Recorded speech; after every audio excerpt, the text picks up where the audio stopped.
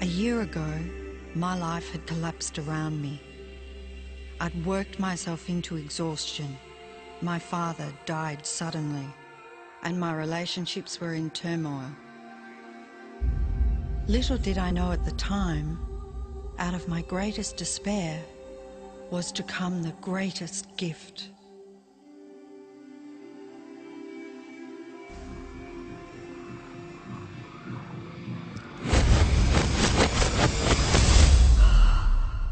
I'd been given a glimpse of a great secret.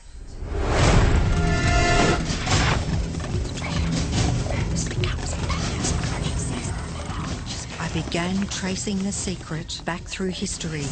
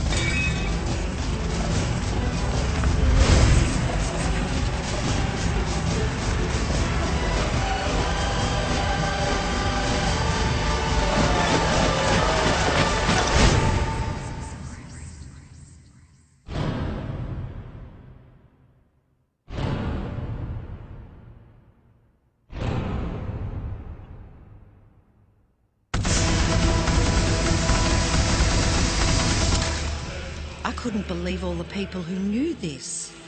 They were the greatest people in history.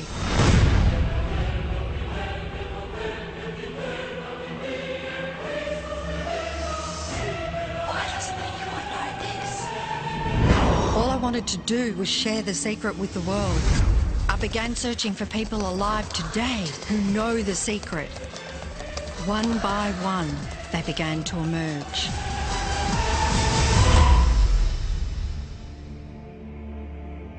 You know, this secret gives you everything you want. Happiness, health, and wealth.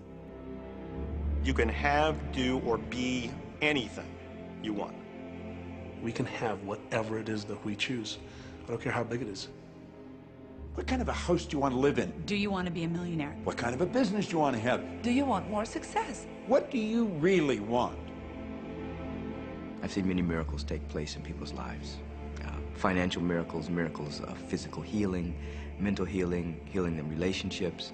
All of this happened because of knowing how to apply the secret. This is the great secret of life.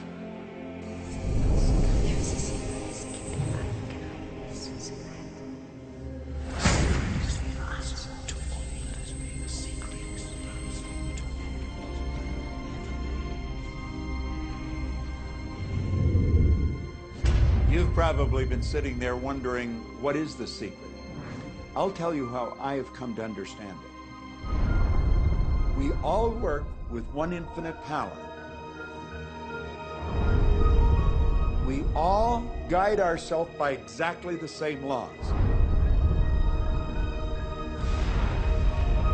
The natural laws of the universe are so precise that we don't even have any difficulty building spaceships. We can send people to the moon, and we can time the landing with the precision of a fraction of a second.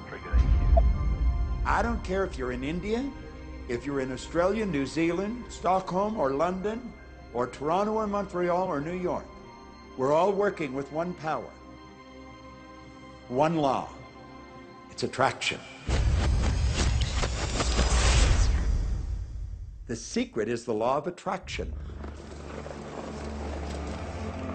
Everything that's coming into your life, you are attracting into your life. And it's attracted to you by virtue of the images you're holding in your mind. It's what you're thinking. You see, whatever is going on in your mind, you are attracting to you. Now, wise people have always known that. You can go right back to the ancient Babylonians. They've always known this. It's a small, select group of people. Why do you think that 1% of the population earns around 96% of all the money that's being earned? Do you think that's an accident? It's no accident. It's designed that way. They understand something. They understand the secret. And you are being introduced to the secret. The simplest way for me to look at the law of attraction is if I think of myself as a magnet, and I know that a magnet will attract to it. Very basically put, the law of attraction says that like attracts like. But we're really talking at a level of thought. Our job as humans is to hold on to the thoughts of what we want, make it absolutely clear in our minds what we want, and from that we start to invoke one of the greatest laws in the universe, and that's the law of attraction. You become what you think about most, but you also attract what you think about most. If you see it in here, you're going to hold it here. And that principle can be summed up in 3 simple words. Thoughts become things. What most people don't understand is a thought has a frequency. Every thought has a frequency. We can measure a thought.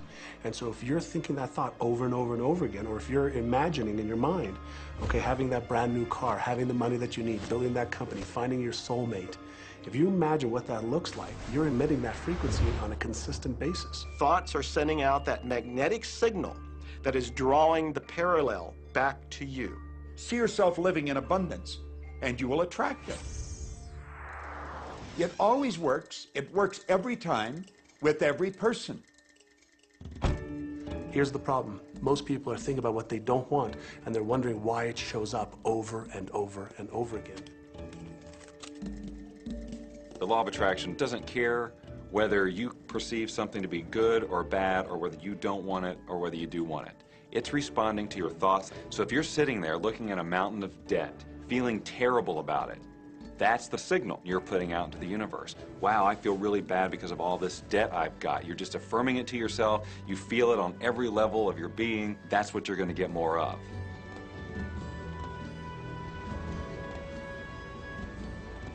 So when you're looking at that thing you want and you're saying yes to it, you're activating a thought.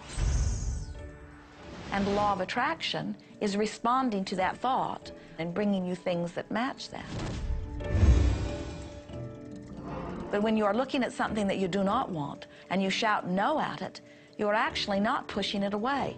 Instead, you're activating the very thought of what you do not want, and now law of attraction is lining those things up for you also. This is a universe that is based upon attraction. Everything is about attraction. The law of attraction is always working. Whether you believe it or understand it or not, it's always working. You might be thinking about the past or the present or the future, but whether you're remembering or observing or imagining, still in that process you are activating thought. And law of attraction, which is the most powerful law in the universe, is responding to your thought. Creation is always happening. Every time an individual has a thought or a prolonged, chronic way of thinking, they're in the creation process. Something is going to manifest out of those thoughts. Law of attraction says, we'll give you whatever it is you say and focus on. And so if you're complaining about how bad it is, what you're creating is more of how bad it is. Oh, look! I got that!